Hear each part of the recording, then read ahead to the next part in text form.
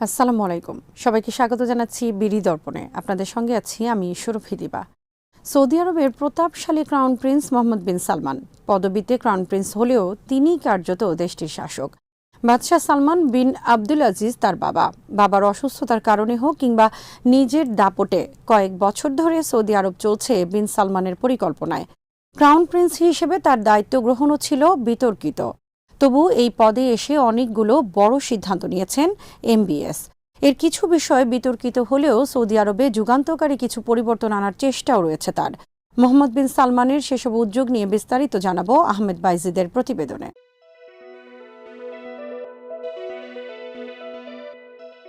2018 সালের শুরুর দিকে যুক্তরাষ্ট্রের সিবিএস টিভি চ্যানেলের 60 মিনিটস অনুষ্ঠানে দেওয়া সাক্ষাৎকারে মোহাম্মদ বিন সালমানকে প্রশ্ন করা হয়েছিল সৌদি আরব পারমাণবিক অস্ত্র পেতে চাইছে কিনা। জবাবে এমবিএস বলেন, সৌদি আরবের পারমাণবিক অস্ত্রের মালিক হওয়ার ইচ্ছে নেই, তবে ইরান যদি পারমাণবিক অস্ত্র তৈরি করে তখন আমরা তা পাওয়ার চেষ্টা করব।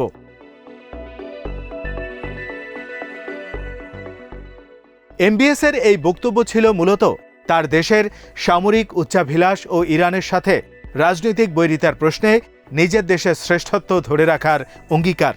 শুধু যে সামরিক খাতে তার এমন পরিকল্পনা তা নয়, সৌদি আরবের আর্থসামাজিক খাতগুলোকেও আমূল বদলে দেওয়ার পরিকল্পনা নিয়ে মাঠে নেমেছেন যুবরাজ। শিক্ষা ব্যবস্থা, বিচার ব্যবস্থা, অর্থনীতি, পর্যটন সহ সব সেক্টরেই এই পরিবর্তনটা আনতে চান তিনি। যুবরাজের ঘনিষ্ঠ লোকদের দাবি, এর মাধ্যমে সৌদি আরবকে আরও বেশি বিশ্ব পরিমণ্ডলে জায়গা করে দিতে, দেশের মানুষের জীবনযাত্রায় ইতিবাচক পরিবর্তন আনতে ও অর্থনীতিকে সমৃদ্ধ করতে চান। এমবিএসের দাবি, অর্থনৈতিক সংস্কারের মাধ্যমে তেল নির্ভরতা কাটিয়ে ওঠা আর সামাজিক সংস্কারের মাধ্যমে বিশ্বব্যাপী সৌদি আরবকে আরও বেশি উদার রাষ্ট্র হিসেবে তুলে ধরা হবে।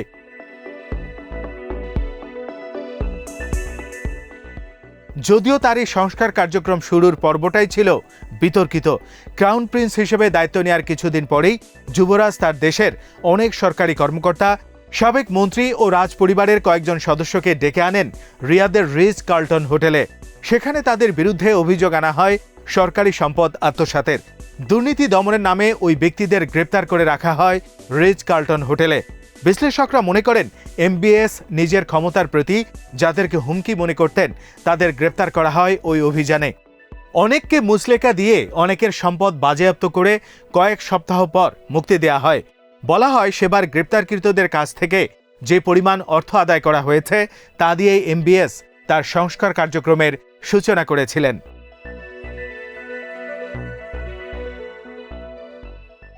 এমবিএসের পরিকল্পনায় সামাজিক সংস্কারে অনেক পদক্ষেপ নেওয়া হয়েছে সৌদি আরবে। শিক্ষা ব্যবস্থাকে ঢেলে সাজানোর প্রক্রিয়া ইতোমধ্যেই শুরু হয়েছে। যুগোপযোগী ও কর্মমুখী শিক্ষাকে আরও বেশি গুরুত্ব দিয়ে তৈরি করা হচ্ছে নতুন কারিকুলাম। বেকারত্বের হার শূন্যে নামিয়ে আনতে তরুণদের পরিশ্রমী ও সৃজনশীল করে গড়ে তোলা হবে এর উদ্দেশ্য। পাশাপাশি অতিরক্ষণশীল সমাজ ব্যবস্থাকেও পাল্টে দিতে চান এমবিএস। উদার সামাজিকতাকে সৌদি আরবে আরও বেশি জায়গা করে দিতে চান তিনি।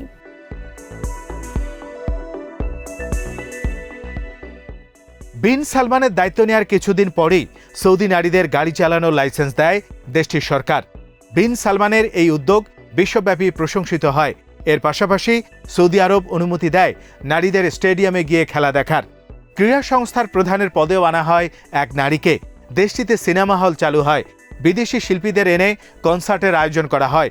শিক্ষা, চিকিৎসা, বিদেশি শ্রমিক নিয়োগ সহ অনেক ক্ষেত্রে নেওয়া হয় যুগান্তকারী কিছু সিদ্ধান্ত।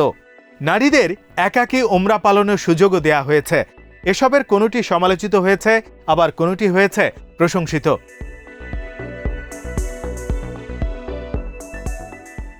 তবে সৌদি আরবের জন্য এমবিএস এর সবচেয়ে বড় সিদ্ধান্তটি নিয়েছেন অর্থনীতির বিষয়ে।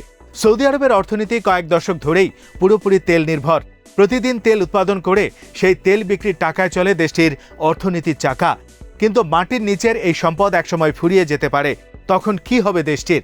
তেল উত্তোলন কমে গেলে বিশাল অর্থনীতির পরিসর যদি হঠাৎ করে ছোট হয়ে যায়, তার সাথে কিভাবে মানিয়ে নেবে দেশটি? এই চিন্তা সৌদি আরবের কোনো শাসকের মাথায় আসেনি, অথবা এলেও তারা বিষয়টিকে গুরুত্ব দিতে চাননি। কিন্তু মোহাম্মদ বিন সালমান অর্থনীতির ভবিষ্যৎ নিয়ে শুরুতেই যুগান্তকারী এক পরিকল্পনা নিয়েছেন।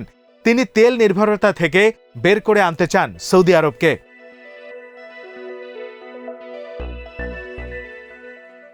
এমন সামাজিক ও অর্থনৈতিক নানামুখী সংস্কারকে সামনে রেখেই MBS 2016 সালে ঘোষণা করেন ভিশন 2013 নামের একটি মাস্টার প্ল্যান। বর্তমানে সৌদি আরবের মোট জাতীয় উৎপাদনের প্রায় 40% আসে তেল শিল্প থেকে। আরেক হিসেবে বলা হয়েছে, সৌদি সরকার এখনও তার বাজেটের 75% অর্থ পায় তেল রফতানি থেকে, যে কারণে তেলের উপর সৌদি অর্থনীতি কতটা নির্ভরশীল তা বুঝতে কষ্ট হওয়ার কথা নয়।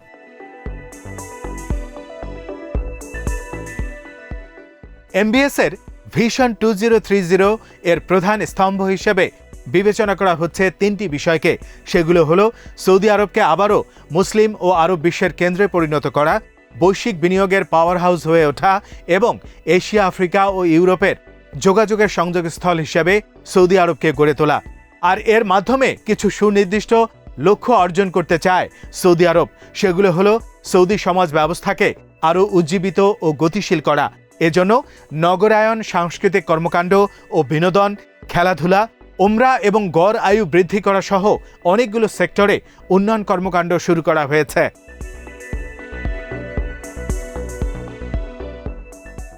অর্থনীতিকে আরও গতিশীল করতে কর্মসংস্থান সৃষ্টি, নারীদের কর্মক্ষেত্রে আরও বেশি যুক্ত করা, সরকারি বিনিয়োগ তহবিল গঠন, সরাসরি বিদেশি বিনিয়োগ আকৃষ্ট করার দিকে জোর দেওয়া হয়েছে। তেল ছাড়া অন্যান্য শিল্পে রপ্তানি বৃদ্ধি করা হবে। এসবের সাথে থাকবে তেল ছাড়াও অন্যান্য খাত থেকে রাজস্ব আয়, সরকারকে আরও কার্যকর করা, সরকারি কার্যক্রমকে ডিজিটালাইজড করা, ব্যক্তিগত পর্যায়ে উপার্জন ও সঞ্চয় বৃদ্ধি এবং সেবামূলক কাজ বৃদ্ধি করা।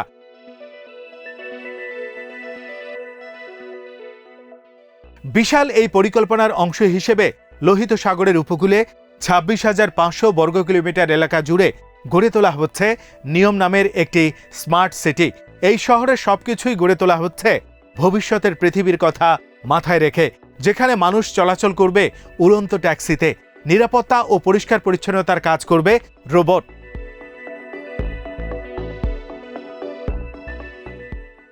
সৌদি যুবরাজ চাইছেন প্রযুক্তির দিক থেকে শহরটি হবে মার্কিন যুক্তরাষ্ট্রের সিলিকন ভ্যালির মতো, বিনোদনের দিক থেকে হবে হলিউডের মতো, আর অবসর কাটানোর জন্য হবে ফ্রেঞ্চ রিভিয়েরার মতো। রাতের বেলায় নিয়মের আকাশে থাকবে কৃত্রিম চাঁদ, যেটি সারাক্ষণ জ্যোৎস্না ছড়াবে।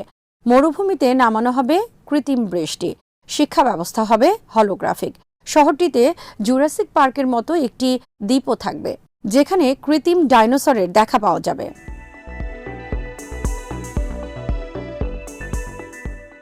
দু 2025 সাল নাগাদ এই শহরের প্রথম ধাপের কাজ শেষ করতে চাইছে কর্তৃপক্ষ। ইতিমধ্যে সেখানকার বিমানবন্দরটি চালু হয়ে গেছে। মূলত বিদেশি বিনিয়োগ, বিদেশি পর্যটকদের আকর্ষণ ও বিদেশি ধনীদের সেকেন্ড হোম নির্মাণের জন্য আকর্ষণ করতেই এই শহরটি গড়ে তোলা হচ্ছে। পর্যটন সেক্টরকে আরও আকর্ষণীয় করতে সৌদি আরবের বিভিন্ন স্থানে নতুন নতুন পর্যটন কেন্দ্র নির্মাণ করা হচ্ছে। 49টি দেশের পর্যটকদের জন্য ভিসা ফি কমানো ও অন অ্যারাইভাল ভিসার সুযোগ চালু করা হচ্ছে।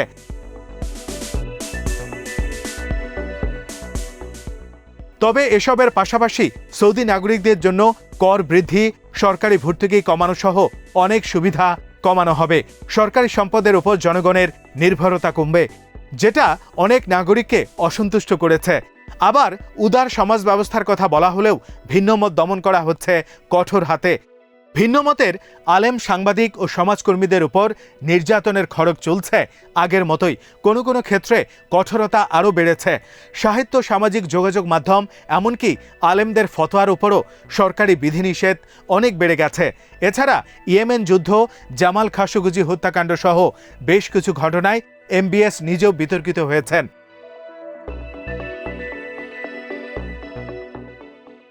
অর্থাৎ এই যুবরাজ সৌদি অর্থনীতিতে কার্যকরী পরিবর্তন আনার চেষ্টা করলেও নিজের ক্ষমতা ও প্রভাবের ক্ষেত্রে বিন্দুমাত্র ছাড় দিতে রাজি নন, বরং ক্ষমতা আরও মজবুত ও স্থায়ী করতে যা দরকার তার সবকিছুই করছেন তিনি।